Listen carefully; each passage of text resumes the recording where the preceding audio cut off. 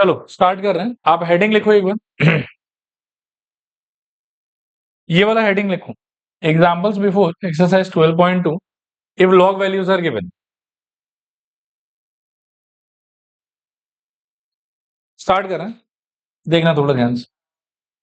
ये same question है। आप मतलब कर चुके हैं इसको, आप फिर से इसको रीड आउट करो।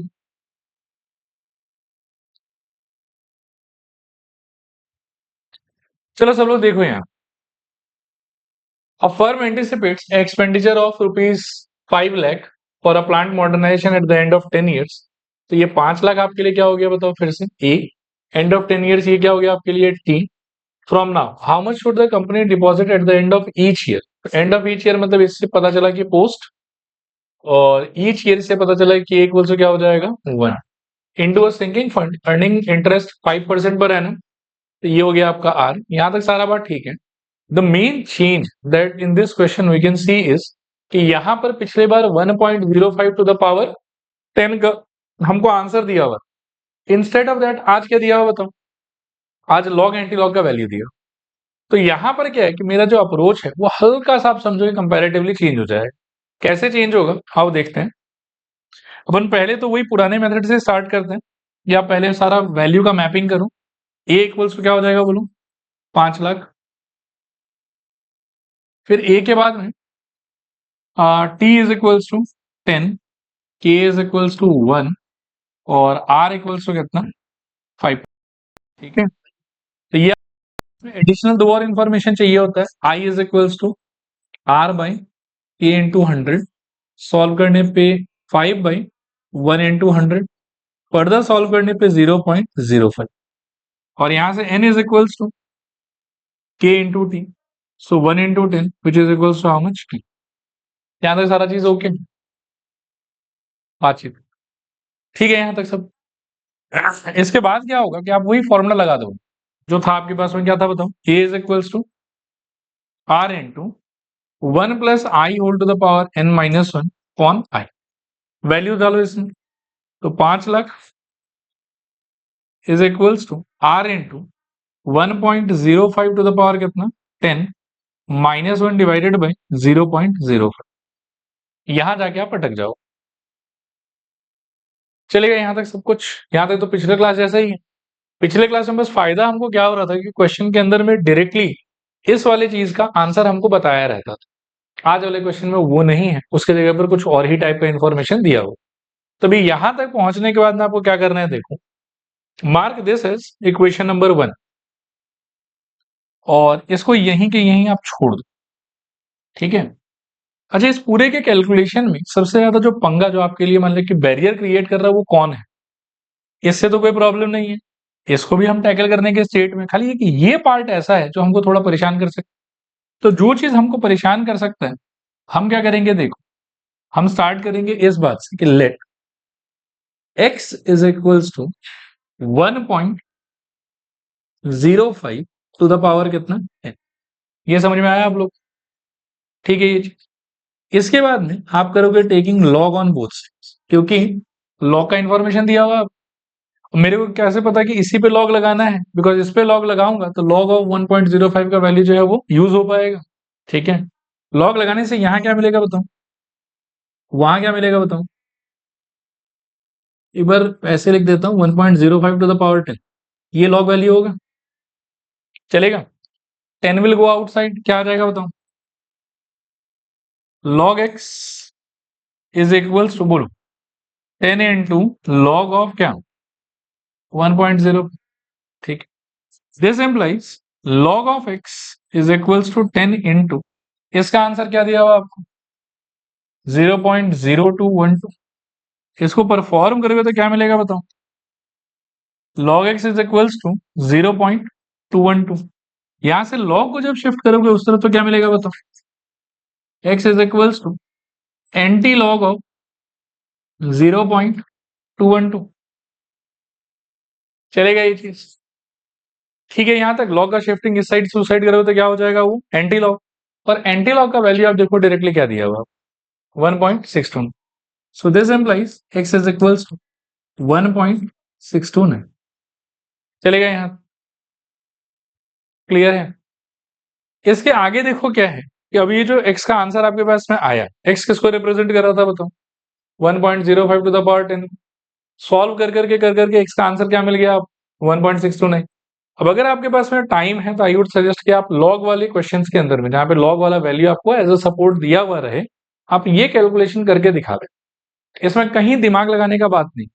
इस फॉर्मूले तक और वैल्यूज के मैपिंग तक तो पिछले बार जैसे हम कर रहे थे वही सब चीज चल रहा है। यहां तक पहुंचने के बाद में डायरेक्टली अगर एक्सपोनेंट का वैल्यू नहीं दे रखा है तो जो ये पावर वाला पार्ट होगा जिसकी वजह से आपको लगता है कैलकुलेशन मेरा अटक रहा है, start by taking that as x. एक बार लॉग लगाओ, फिर जो लॉग का वैल्यू है वो लगा दो, सिंप्लीफाई करो, ऑटोमेटिकली मैं श्योर हूं कि यही निकलेगा वहां। फिर लॉग शिफ्ट करो, एंटी लॉग बना दो उसको, और आप ये वाला लिख लो। और यहां से फिर जैसे ही ये आ गया दैट मीन्स क्या क्वेश्चन इसका वैल्यू आ गया। इसका वैल्यू कितना हो गया फिर आपके? 1.629। उसको यूज करो, सॉल्व करो, आपका आंसर आ जाएगा। और एक शॉर्टकट हो सकता है कि if you don't have much time, तो एक बात 100% पक्का है कि यार ये जो आंसर है ना, यही अल्टीमेटली उसका आंसर। लेकिन अगर एग्जाम में लॉग वाला वैल्यूज दे रखा है तो इट इज ऑलवेज बेटर कि आप ये थोड़ा सा करके दिखा दो। ठीक है, पहुंच गए आप यहां तक। इसके बाद में आप ये वैल्यू इसमें यूज कर लो, आपका आंसर आ जाएगा। सो दिस इम्प्लाई, या ऐसे बोलो, इक्वेशन 1 इम्प्लाइज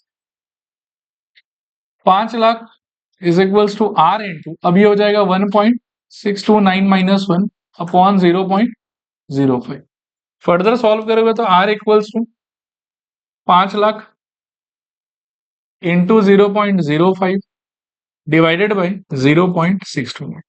ये सॉल्व करके बताओ कितना आ रहा है? कितना आएगा शायद 39745.63। क्लियर है?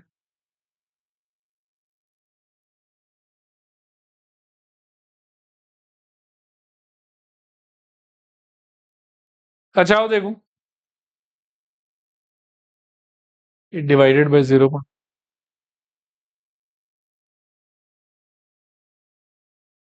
परिधि फोकस। चल रहे हैं अगले क्वेश्चन पे। देखो ये क्वेश्चन भी अपना करके रखा हुआ है, नया नहीं है, ठीक है ना। बस इस बार चेंज ये है कि वापस से लास्ट टाइम आपके पास में एक्सपोनेंट वाला वैल्यू था, आज आपके पास में लॉग वाला भी। ठीक है, चलिए स्टार्ट करते हैं। पहले मैपिंग कीजिए आप वैल्यूज का। मैं हालांकि मैपिंग के नाम पे भी यहीं पे मार्क कर देता हूँ, आप कॉपी में लिख लेना। Machine costing 2 lakh has effective life of 7 years and its scrap value is इतना, what is the amount that company should put into a sinking fund earning 5% per annum so that it can replace the machine after useful life. Assume that the new machine will cost इतना। तो इसमें वही था कि दाम इतना लगेगा, scrap value इतना मिलेगा, तो आपको इसका डिफरेंस जो है वो सिंकिंग फंड में मैनेज करना होगा। लिखो a is equals to, a is equals to 3 lakh minus 30,000, this is equals to 2,70,000। ये आ गया आपका। ए के बाद में और क्या? आर इक्वल्स टू 5%, और क्या? के इक्वल्स टू 1, और ईयर के एंड में चल रहा है शायद, तो पोस्ट पेड ही है। और कुछ है क्या अपने पास? नहीं। ठीक है, आई चाहिए होगा, आर बाई के इंटू 100। सॉल्व करोगे तो 5/1 इंटू 100 इक्वल टू 0.05। और सिमिलरली आई के बाद में और क्या चाहिए बताओ? एन चाहिए पड़ेगा, तो के इंटू टी। टी शायद दे रखा है कितना, 7 साल ना, तो 1 इंटू 7 क्या आ जाएगा बोलो? 7 years। चलेगा यहां तक सब रेडी? नेक्स्ट पोस्ट पेड है तो उसके अकॉर्डिंगली फॉर्मूला लगा लोगे आप। तो a is equals to are into 1+i⁻n -1 upon I. Values डालोगे तो यहां पर 2,70,000 is equals to are into 1.05 to the power 7 -1 upon 0.0। इसको एक बार के लिए इक्वेशन नंबर 1। चलेगा? डन। फिर देखो ये परेशानी वाला पार्ट है आपके लिए, एक्सपोनेंट। इसको you can start as let x is equals to 1.05 whole to the power 7। फिर वही taking log on both sides, तो आपको मिल जाएगा log x is equals to log of 1.05 to the power 7. So this is 7 log 1.04. ठीक है, log 1.05 question में दिया हुआ आपने 0.0212, so 7 into 0.0212 log x. अच्छा देखो, ये मल्टीप्लाई आप करो चाहे नहीं करो उससे फर्क नहीं पड़ता, मैं श्योर हूं कि मल्टीप्लाई करने के बाद यही वाला नंबर आना पड़ेगा, क्योंकि अगर ये नहीं आया तो फिर क्वेश्चन अटक जाएगा आप। तो कितना है ये वाला 1484. So hence we can say log x is equals to 0.1484. ठीक है, तो और यहां से log शिफ्ट करोगे तो क्या आ जाएगा बताओ, x equals to anti log of 0.1484. इसको सॉल्व करके आंसर है आपका 1.407. So x equals to 1.407. यहां तक पहुंचने के बाद में बेसिकली आपको ये समझ में आया कि भाई इसका जो वैल्यू है दैट इज 1.407. सो फिर से आप back to equation 1, it implies 2,70,000 equals to r into 1.407 minus 1 upon 0. ठीक है, करने पे 2,70,000 इंटू 0.05 अपॉन में 0.407 इक्वल्स टू r. ठीक है, और इसको सॉल्व करके आपको मिल जाएगा 33169.53. 33169.5 ये आंसर है।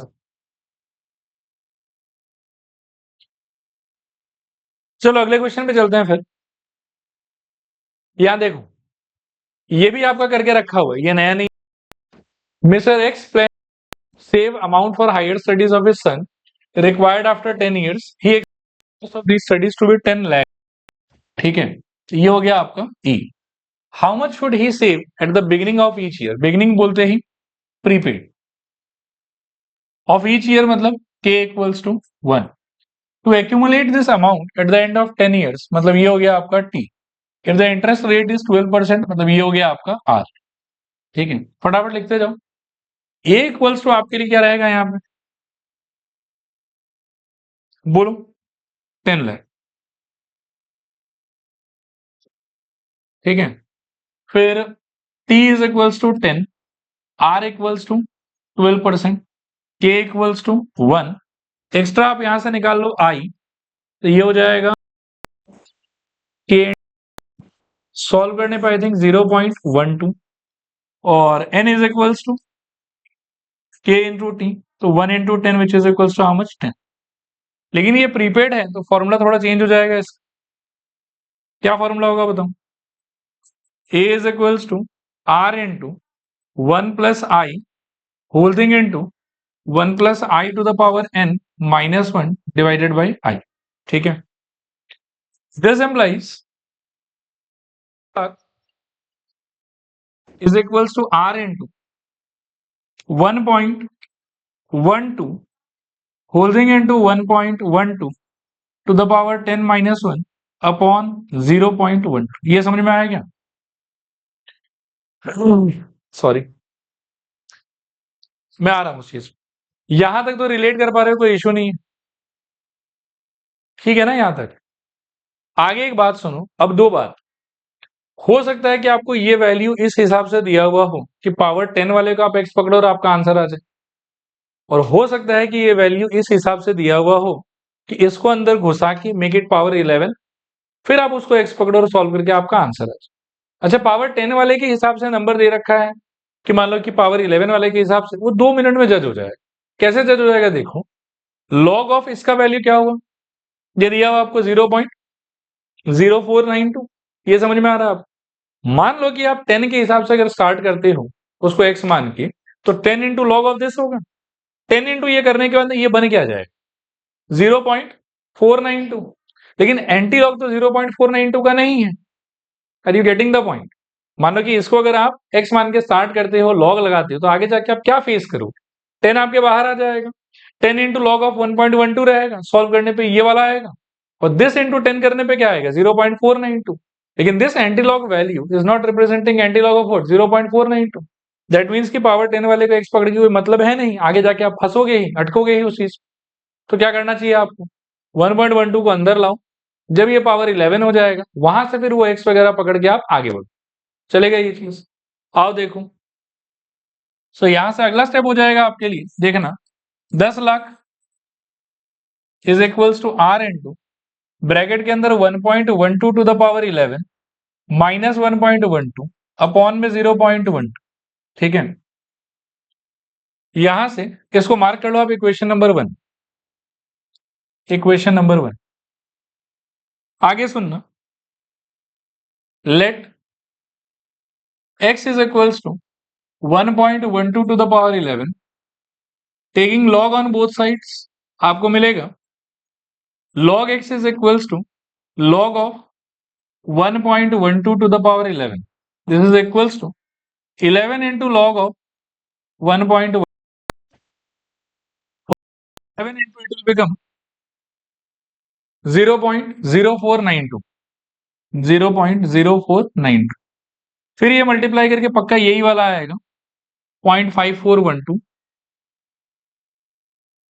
ठीक है, ये हो गया आपके log x का आंसर। सो x का आंसर हो जाएगा एंटी लॉग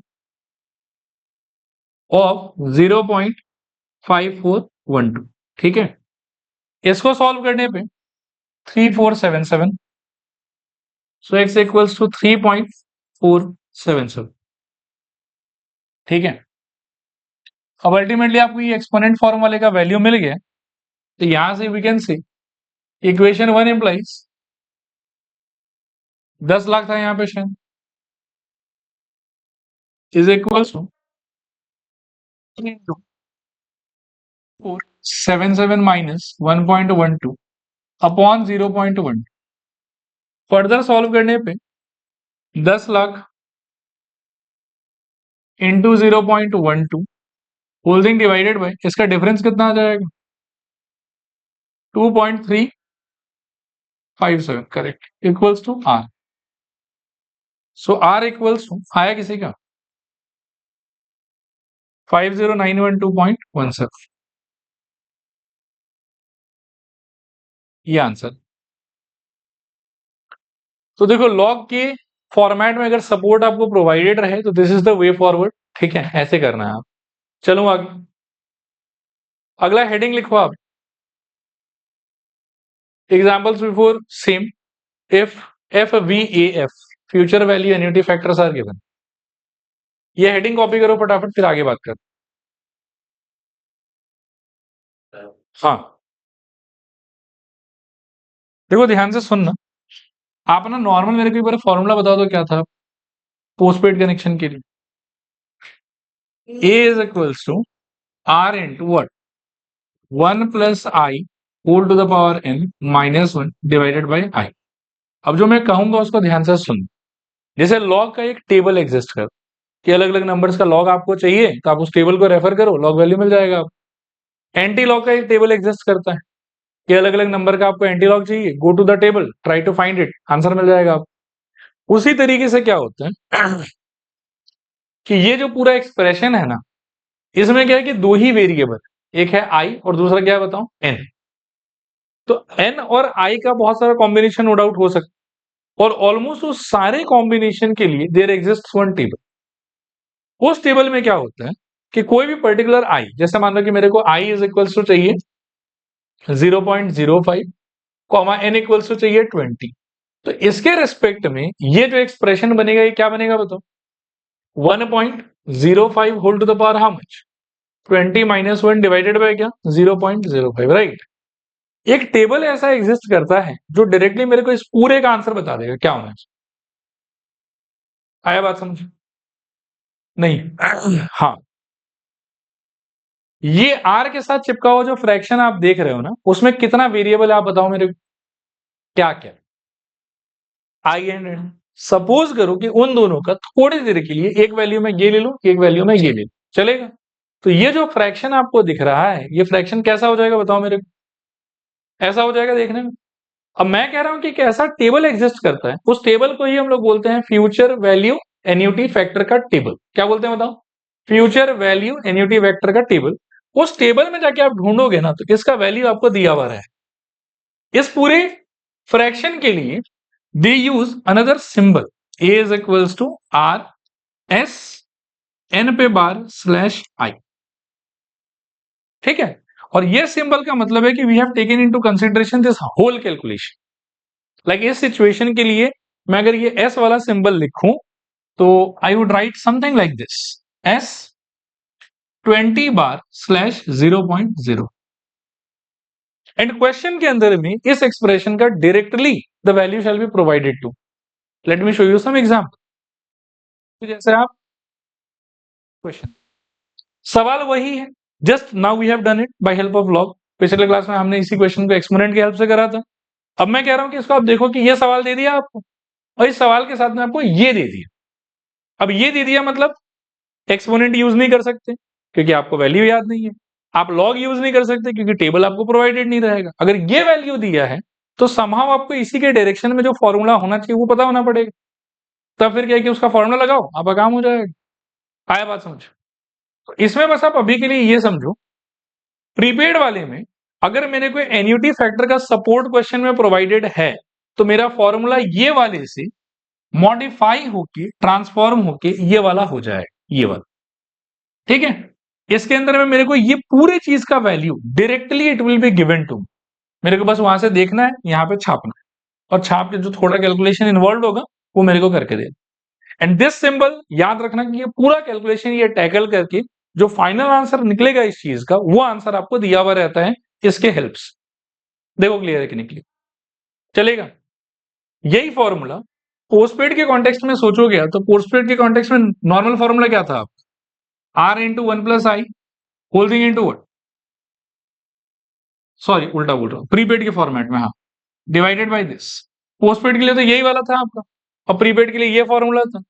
प्रीपेड वाले का एन्युटी फैक्टर में अगर ट्रांसफॉर्मेशन आप देखना चाहते हो तो वो होगा a is equals to are into whole thing S N plus one slash I minus, ये फॉर्मूला है। ठीक है, ये क्यों है कैसे है मैं उस पर बहुत ज्यादा जाना नहीं चाहूंगा, कोई मतलब नहीं है। ये क्या बोलते हो, जाके दिखा दो? नहीं नहीं पक्का ना? क्या नोटिस करना है बताओ? वैसे बहुत ज्यादा टफ नहीं है यार, बुढ़े तो जा सकते हैं पक्का। ये चला ही जाऊं क्या? थोड़ा सा ही तो टाइम लगेगा। लो देख लो यार क्या। अरे आप लोगों को पढ़ाने के बहाने मेरा भी रिवीजन हो जाता है ना। ये फॉर्मेट देखा आपने? आप देखो कि मैंने इसको ये वाला बोला, तो ये सेम फॉर्मेट होगा, लेकिन अगर यहाँ एन प्लस वन कर रहा हूं तो पावर में क्या आना चाहिए बताओ? N plus one. तो मैं ना इसको चेक करता हूं कि ये क्या निकलेगा लास्ट। तो इसके जगह पर रिप्लेसमेंट मेरे को क्या लगाना चाहिए बताओ? One plus I whole to the power N plus one minus one upon क्या? आई। और माइनस एक वन पड़ा हुआ साइड में, ये वाला चलेगा? यहां से एलसीएम वगैरह लोगे तो क्या आएगा बताओ? One plus I whole to the power क्या? N plus one minus I divided by I. चलेगा? इन दोनों में से अगर माइनस कॉमन ले लेते तो क्या आ जाएगा बताओ? One plus I whole power N plus one minus of one plus I divided by I. And if you take that one plus I का फैक्टर कॉमन, तो R into one plus I bracket के अंदर में one plus I to the power N minus one upon में I. देखो आया समझ के नहीं आया समझ? ठीक है, तो ये काइंड ऑफ इसका प्रूफ है, लेकिन अगेन ये बेकार है। आपके लिए काम का चीज यही है कि प्रीपेड वाला formula will get converted into this format and postpaid वाला formula shall get converted into this form. देखो आया समझ के नहीं आया? रिपीट करूं कि हो जाएगा? हो जाएगा। और इसका वैल्यू, यह मानो कि जरूरत पड़ने पे इसका value it will be provided in the question. चलेगा? तो अभी के लिए आप पहले ये कॉपी कर, इसमें लिख दो, ये सब कुछ मत लिखूं, आप सिर्फ लिखूं पोस्ट पेड।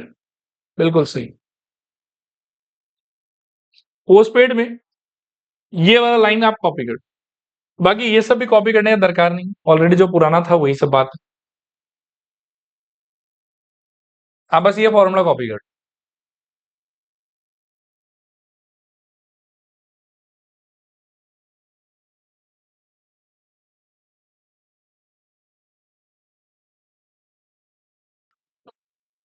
सुनो, हो गया ना?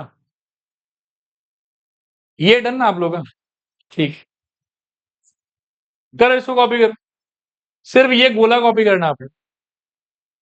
इसमें आप लिखो रिपीट।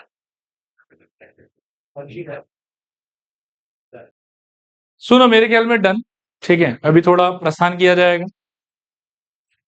चलें आगे चलें, इसको पढ़ो तो फटाफट। A firm anticipates an expenditure of इतना इतना, मतलब आप बताते जाओ फटाफट, ये क्या हो गया आपके लिए? ए। फिर eight the end of 10 years, तो मतलब टी। ठीक है ना? How much should the company deposit eight the end of each year, तो एंड ये वाला का मतलब पोस्ट पेड। ईच ईयर मतलब के equals to 1 into a sinking fund earning interest at rate of इतना। तो ये हो गया आपका आर। थोड़ा फोकस करो, 5 मिनट में ये तीनों हो जाएगा, बहुत इजी। डन मेरे ख्याल में। मैपिंग वहां जो किया हुआ वही रहने देते हैं। सिंस मेरे पास में सपोर्ट वाला ये फॉर्मूला है, अब बस दो चीज ढंग से निकालो। एक निकालो आई, वो हो जाएगा आर बाई के इंटू 100। आर आपका हो गया 5, ये हो गया 1 इंटू 100, तो ये क्या आ गया बताओ? 0.05। ये चलेगा तो? नहीं, इससे एक चीज मैं वेरीफाई कराना चाह रहा हूँ, ये ठीक है तो? और दूसरा आप निकाल लो एन, जो कि क्वेश्चन में डायरेक्टली गिवन नहीं रहता है, के इंटू टी। सो के का वैल्यू 1 और टी का वैल्यू कितना? 10, विच इज इक्वल्स टू क्या आ जाएगा बताओ? ओके, इससे मेरे को पता चला कि अच्छा ठीक है, N is matching with this as well as I is matching with that. ठीक है, और आपका formula in the format of future value annuity factor क्या होना चाहिए था बताओ? ए is equals to are into S of N का बार स्लैश आई। तो आपका एन और आई जो मैच कर रहा है तब क्या हो जाएगा बताओ? आपका ए कितना हो गया? 5 lakh is equals to are into जो इसके वैल्यूज के हिसाब से उधर आंसर दिया अब आपको, वो कितना है? 12.5779। अब इसको डिवाइड करोगे तो आपका आंसर आ जाएगा आर इक्वल्स टू, और 5 divided by 12.5779, which is equals to 39752.26। अच्छा, सेफ्टी के लिए आप ब्रैकेट में अप्रोक्स लिख दिया कर।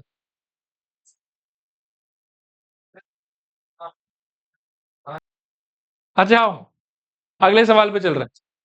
एक बार थोड़ा भी यहां आ जाओ, फोकस करो। ये समझ आया पक्का?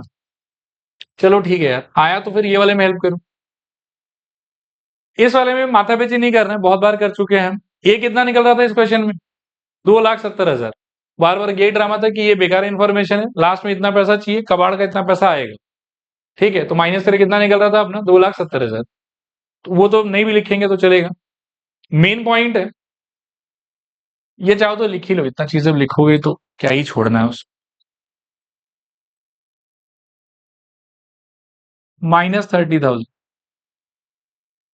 2,70,000। ठीक है, अच्छा बाकी चीज का देखो तो आई क्या आएगा बताओ? आर बाई के इंटू 100। आर क्या है आपका?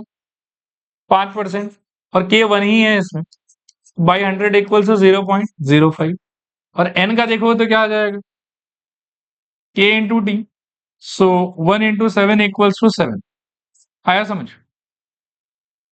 वापस से ये सिचुएशन में कुछ ढंग से मेंशन्ड है नहीं, तो पोस्टपेड की प्रीपेड। अब फिर पोस्टपेड का ही फॉर्मूला लगाओगे तो क्या आ जाएगा बताओ? ए is equals to again R times of S N bar slash आई।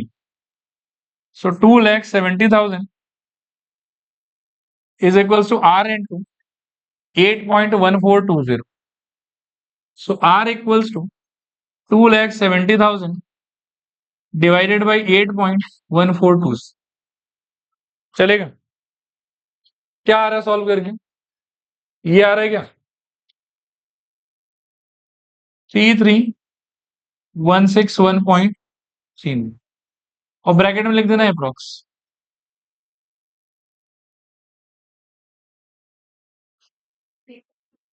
क्या लगा रहा है क्या?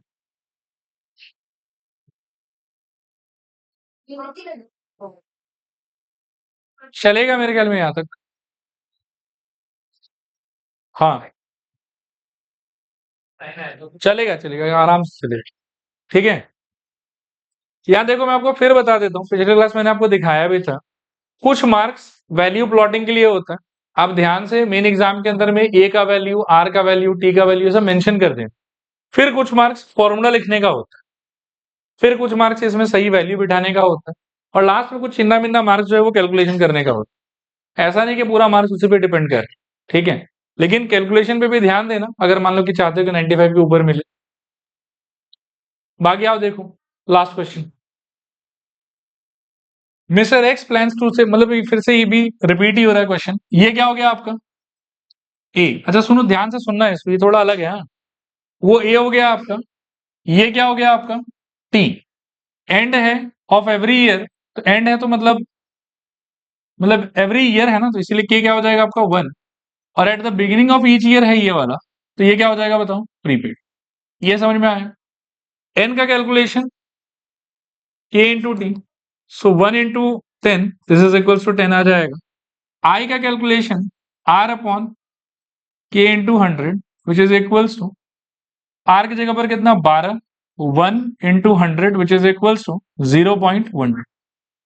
यहां तक हो गया सब कुछ। क्वेश्चन प्रीपेड का है कि पोस्टपेड का है? प्रीपेड का है, तो कैसे सॉल्व करोगे इसको? ए इज इक्वल्स टू बताओ, आर इंटू ब्रैकेट के अंदर में क्या एस n+1/i-1, दिस एम्प्लाइज ए के जगह पे 10 लाख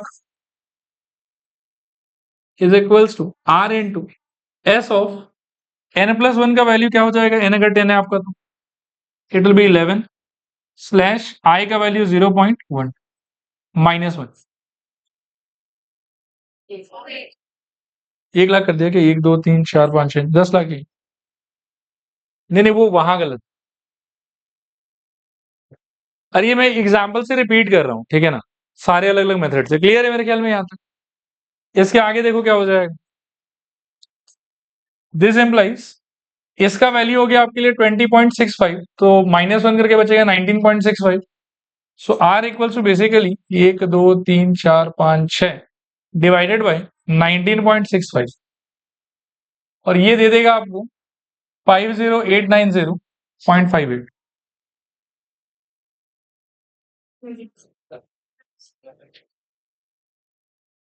अच्छा देखो, वैसे आप लोग ध्यान नहीं दे रहे हो शायद, इसीलिए आप लोग को याद नहीं होगा, मुझे याद है।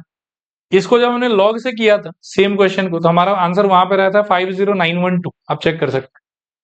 ठीक है, तो गैप है दोनों के अंदर में, बट ये आंसर भी टोटली एक्सेप्टेबल है, वो आंसर भी टोटली एक्सेप्टेबल है। इट डिपेंड्स कि मान लो कि आपको सपोर्टिंग वैल्यू किस टाइप से दिया होगा, कौन से फॉर्मेट में दिया होगा। ठीक है, so now we shall wrap up everything related to sinking fund. एक बार मेरे तरफ देखो सब लोग, क्या ठीक है? तो अच्छा दिख नहीं रहा था, ठीक है, अब मेरी तरफ देखो। चैप्टर का नाम क्या था? Sinking fund. सबसे फंडामेंटल बेसिक अंडरस्टैंडिंग कि दो टाइप का फॉर्मूला होगा, ठीक है। कंसिडरिंग इन माइंड कि मेरे को एक्सपोनेंट वाला सपोर्टिंग वैल्यू दे रखा है, what are those two formulas? Postpaid के केस में ए इज इक्वल्स टू बताओ R into 1+i whole to the power n-1 divided by I. Exponent वाला वैल्यू दिया रहेगा, डालो कैलकुलेट करो सब कुछ बढ़िया से। और इसमें मैं फिर से वार्न कर रहा हूं आप लोगों को, प्लीज बहुत ध्यान से सारे सिंबल्स का वैल्यू अलग अलग से मेंशन करना, फॉर्मूला अच्छे से लिखना, अगले स्टेप में उसमें वैल्यू पुटिंग अच्छे से करना। कैलकुलेशन उतना ज्यादा मैटर नहीं करेगा, अगर थोड़ा बहुत ऊपर नीचे भी होता है तो चलेगा। नेक्स्ट वर्ष की इसी में अगर प्रीपेड का फॉर्मूला पूछें तो क्या होगा, वो आर इक्वल्स टू बोलो 1+ सॉरी उल्टा बोल रहे हो, A equals to are into 1+i inside bracket 1+i whole to the power n-1 upon i। चलेगा मेरे ख्याल में। फिर आपके आता था कि अगर लॉग वाला वैल्यू रहता है तो उसमें वही थोड़ा केयरफुल रहना कि एक्सपोनेंट वाले पार्ट का आपको एक्स पकड़ना है, एक बार लॉग लगाना है, थोड़ा कैलकुलेशन करना है, फिर एंटी लॉग लगाना है, काम खत्म। प्रीपेड वाले में कभी कोई प्रीपेड नहीं, सॉरी पोस्टपेड वाले में कभी कोई टेंशन नहीं होगा। प्रीपेड वाले में बी केयरफुल कि वो जो एक्स्ट्रा 1+i का फैक्टर बाहर है उसको अंदर ले जाके आपको पकड़ने से फायदा होगा कि बाहर छोड़ के पकड़ने से फायदा होगा, वो चीज वहां पे जज कर लेना। जज करने का तरीका बहुत सिंपल है, पहले एक बार बिना अंदर ले गए आप एक्स पकड़ के सोचो, तो कोई एक पावर रहेगा आपके पास में 10 इंटू लॉग वाला चीज, ठीक है ना, उसको करके देखो कि वो एंटी लॉग वाले नंबर से मैच कर रहा है कि नहीं कर रहा है, तो अकॉर्डिंगली प्रोसीड करो, नहीं कर रहा तो फिर अंदर घुसाओ और फिर उसको पकड़ो। चलेगा मेरे ख्याल में यहाँ तक। उसके बाद में आया एन्युटी फैक्टर वाला चीज से, जो हम लोग आज देख रहे थे, ठीक है ना। इसमें भी दो फॉर्मूला, पोस्टपेड के लिए क्या था, A is equals to R into S of N bar slash I, और दूसरे केस में प्रीपेड में A is equals to R into S of N plus one का bar slash I minus one. सारा वैल्यू ढंग से दिया रहेगा आप, एंड फिर आपको कैलकुलेट करना है। चलो इसके साथ में सिंकिंग फंड खत्म आप लोग।